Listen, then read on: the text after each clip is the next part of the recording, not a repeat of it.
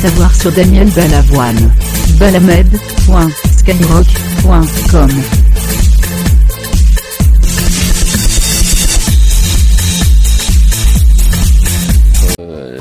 Dans les sacs à dos des infirmiers qui rapatrient les blessés. 27 motos et environ 53 voitures ont donc bouclé ce 5e rallye Paris-Dakar. Thierry Gilardi, 1983. Dès l'aube, il y avait beaucoup de monde pour attendre les rescapés. C'est à 9h35, sous les applaudissements et au rythme des tam-tams, qu'Hubert Auriol, debout sur sa machine, franchissait la ligne d'arrivée. Pour la 2e fois, il l'emporte dans la catégorie moto. Côté voiture, victoire pour la première fois de l'équipage Jackie X Claude Brasseur. Claude Brasseur particulièrement ému au moment de déboucher le champagne.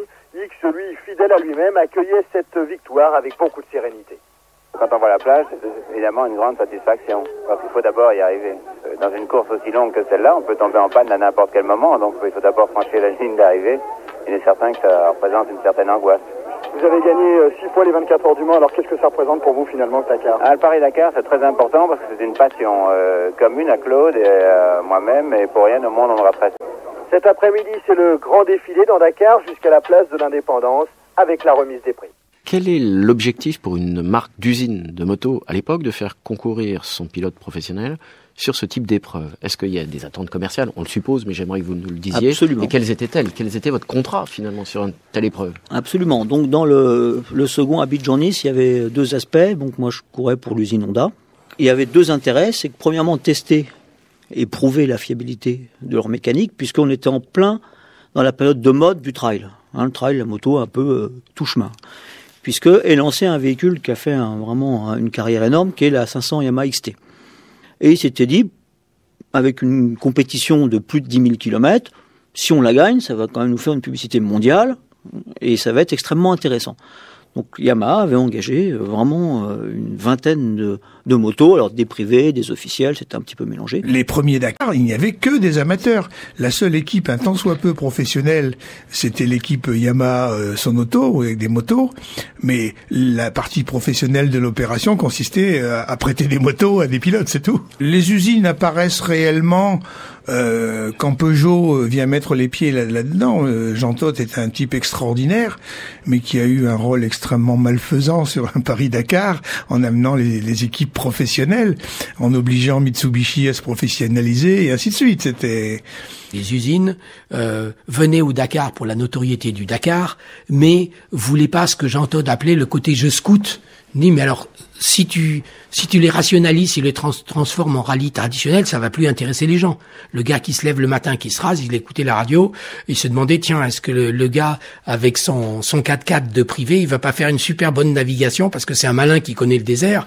Il y avait par exemple Mano Dayak, le fameux Touareg du Niger, qui a fait des coups de navigation fabuleux sur le Dakar avec des voitures inférieures. Moi, je venais pour l'aventure, et au début, peut-être que j'ai eu une mauvaise réaction, je trouvais un peu mécréant des gens qui pensaient qu'à la victoire, alors qu'en fait, ils avaient raison. Je me souviens que les 2 premiers qui ont pensé qu'il y avait de l'argent à se faire au Dakar, c'était Neveu et Auriol, c'était des bons, c'était tout à fait légitime. Mais au début, je me suis dit, mais pourquoi? On vient s'amuser, c'est pas tellement important. Et j'étais étonné que quand il y ait une bonne place, il y ait tant de rivalité.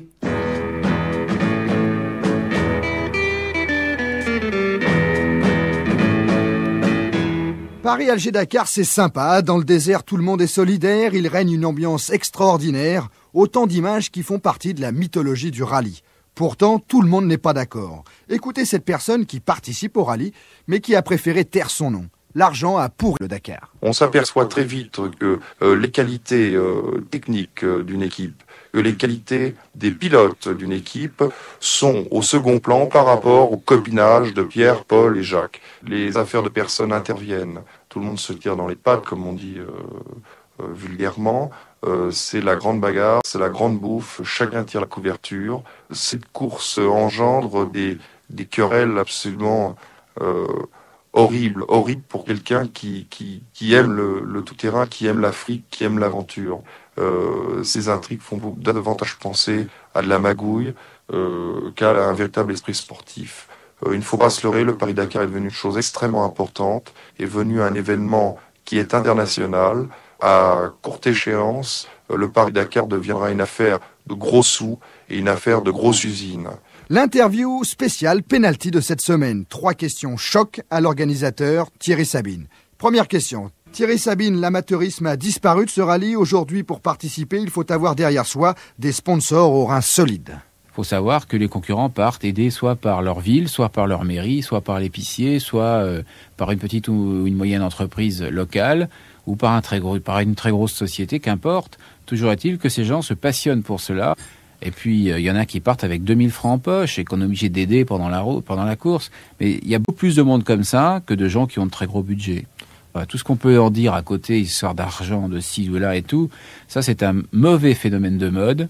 Le problème est que nous avons fait en sorte que l'épreuve soit construite dès le départ, dès la première année, pour rendre crédibles les investissements des sponsors. C'est-à-dire que les médias étant présents, les sponsors sont rassurés et aident les concurrents. C'est un système que nous avons mis au point tout simplement pour permettre à tout le monde, à monsieur tout le monde, de partir. L'épreuve a été construite avant tout pour passionner ceux qui partent en faisant vibrer ceux qui restent. Il nous a paru intéressant d'aller voir un responsable d'équipe, en l'occurrence le responsable de l'équipe Datsun, Patrick Daquet, qui nous parle des difficultés à préparer une telle aventure. Nous avons commencé à nous structurer au mois de février dernier, c'est-à-dire à l'arrivée du Dakar 82. Pourquoi ne pas courir des rallyes plus traditionnels, des rallyes comptant pour le championnat du monde? On sent un certain snobisme dans cette participation à Paris-Dakar. Le tout-terrain nous permet à beaucoup d'entre nous de nous évader de nos soucis quotidiens. C'est l'Afrique, c'est la course. On retrouve des valeurs qui sont souvent liées dans notre monde actuel. On se surpasse. Je crois que dans le rallye automobile classique, il n'y a plus place que pour les usines. Les particuliers ou les teams privés comme nous ne pourraient en aucun cas briller et obtenir des victoires éventuelles. 5, 4, 3, 2, 1, 0. 1986. Belle étape aujourd'hui avec 2 spéciales, dont une arrivée à Gao, au Mali. Et on a la chance, pour parvenir à l'étape, de traverser le fleuve Niger, assez étroit cet endroit, entendez quand même un bon kilomètre. Les concurrents n'étaient pas très gâtés aujourd'hui, avec une bonne partie de hors-piste totale à travers la végétation et les dunes. Jackie X s'est ensablé, Medj l'a aidé, mais en reculant pour redémarrer, X s'est mis à califourchon sur un tronc d'arbre qui était là, et il lui a fallu une demi-heure pour s'en défaire. Cela n'est rien à côté de la mésaventure survenue à Ragnotti, Gabro, Zaniroli et Raymondis, qui ont tous les 4 pris 10 heures de pénalité pour retard, ainsi d'ailleurs que De Roy et Capito dans la catégorie camion. Quant au prince Albert, aux dernières nouvelles, sa voiture s'était enfoncée dans un marécage et il y a beaucoup de chance pour que l'équipage abandonne. Gao, Audi Dupéry, AFP Audio.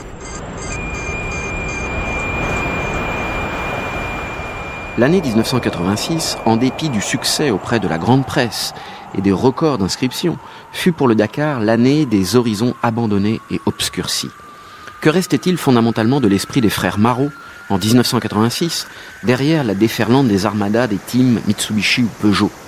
Hissé en quelques années seulement au rang d'épreuve majeure du sport automobile, grâce à une couverture médiatique spectaculaire, notamment due au relais du service public de la télévision, le Dakar n'était plus que le lointain héritier des premiers raids intercontinentaux automobiles. L'équation du succès qui avait permis à l'épreuve de prendre son essor tenait à la juxtaposition des cultures de la moto, du camion et de l'auto. La mort de son fondateur, Thierry Sabine, à l'âge de 36 ans, barbu, baroueur et dandy, déjà fondateur en 1975 de l'Enduro du Touquet, marquait-elle pour autant l'avènement d'une autre époque? Homme de communication avisé, il avait auparavant compris tout l'intérêt médiatique qu'il y avait dans l'affranchissement vis-à-vis des règles internationales de la course automobile. Le rachat de l'épreuve en 2004 par le groupe Amaury, aussi propriétaire de l'équipe, marqua enfin une forme de banalisation de la compétition. Du fait d'enjeux croissants, le succès de la course en vint rapidement à transformer la manière de concourir, qui pour les équipes prétendantes à la victoire, exigeait une logistique de plus en plus importante, des reconnaissances lorsque les tracés étaient connus, et une assistance technique professionnelle. Le GPS, d'abord non reconnu, puis intégré, métamorphosa également l'épreuve. 5, 4, 3, 2, 1, 0. Ce qu'on aurait cru impossible est arrivé. Thierry Sabine est mort hier soir dans l'hélicoptère blanc qui était presque devenu son symbole. Et avec lui sont morts le chanteur Daniel Balavoine, une jeune journaliste du Journal du Dimanche, le pilote de l'hélicoptère et un technicien radio. Daniel Balavoine, quant à lui, était venu à Gao pour rencontrer le gouverneur dans le cadre de l'opération Paris du Cœur. Avec Thierry Sabine, ensuite, ils se sont rendus à un match amical de football, Gao-Mopti. qui avait pour enjeu une coupe du Paris-Dakar. C'est Thierry Sabine lui-même qui avait donné le coup d'envoi du match. Tout se déroulait donc dans la plus parfaite bonne humeur. Écoutez ensuite le récit de Nicolas Mathieu, le responsable de l'opération Paris du Cœur. Comme Thierry avait promis à Daniel de faire une étape en hélicoptère avec lui, Thierry dit à Daniel, c'est l'occasion ou jamais, puisque tu pars de Bamako, tu dois rentrer à Paris. Daniel était sur le Paris-Dakar, du moins pas sur le Paris-Dakar, mais en parallèle, en accord avec Thierry Sabine, pour installer des pompes à eau dans les pays les plus déshérités du Sahel, qui était pour lui la prolongation active de ce qu'on a appelé le Band Aid et toute la série des disques qui ont été faits, notamment en France, la chanson écrite par Renaud. Et en revenant du Paris-Dakar, il devait s'occuper très activement de ce qui était appelé Action École, à savoir essayer de sensibiliser les enfants des écoles en France sur les problèmes de la famine, de l'Afrique, etc., en pariant sur le fait que c'est les enfants qui auront le pouvoir dans quelques années pour éviter toutes les bêtises qui sont faites et qui sont dites sur l'Afrique, etc. Voilà. Et la mort de Thierry Sabine, pour moi, c'est fenouil. C'est la fin de ma jeunesse. J'ai continué à m'amuser. La vie d'adulte, c'est formidable, mais ça a été effectivement, c'était terrible. C'était une rupture parce que on s'était souvent accrochés, mais on était restés toujours très amis. Quand il avait eu des problèmes, j'étais là. Quand j'avais eu des problèmes, il était là. On le faisait passer pour un mégalomane, c'était un mégalomane. Pour quelqu'un de parfois injuste, avec moi, il a toujours été hyper réglo.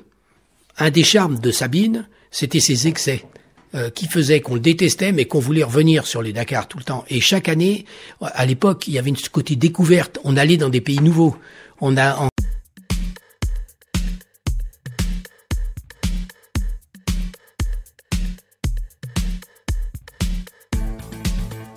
Et j'emmerde tous les pouvoirs, d'où qu'ils soient, quelle que soit leur idéologie, et j'emmerde en même temps ceux qui croient que c'est facile de le faire, parce qu'ils ont qu'à venir le faire là.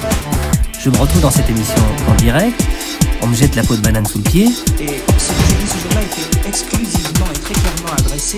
Il n'y a jamais eu un jeune ministre de la jeunesse. Il n'y en a jamais eu ce type de... Dans un pays démocratique, on n'a pas le droit d'empêcher quelqu'un de se lever le matin et de décider de faire de la radio et de gagner sa vie par ce biais-là. Que le chanteur engagé communiste ne dérange que les gens de droite. Et le chanteur engagé de droite ne dérange que les gens de gauche. Moi, je dérange un peu tout le monde. Tout savoir sur Daniel Balavoine. Balamed.skyrock.com